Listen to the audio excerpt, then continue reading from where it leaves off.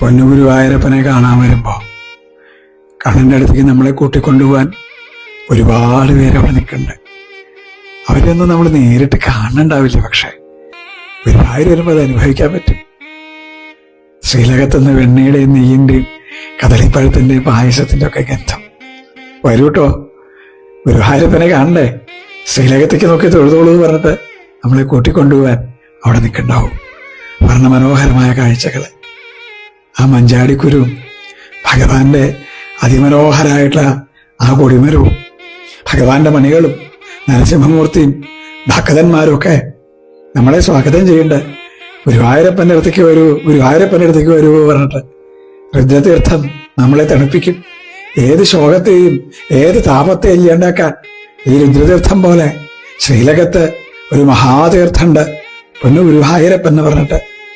അങ്ങനെ നമുക്ക് നേരിട്ട് കാണാൻ പറ്റണില്ലെങ്കിലും നമ്മളെ ആശ്വസിപ്പിച്ചുകൊണ്ട് തൊഴുതുകൊണ്ട് നിൽക്കുന്നുണ്ട് ഭഗവാന്റെ പരിഷദന്മാരായി ഒരുപാട് പേര്. ഗുരുവായൂരപ്പ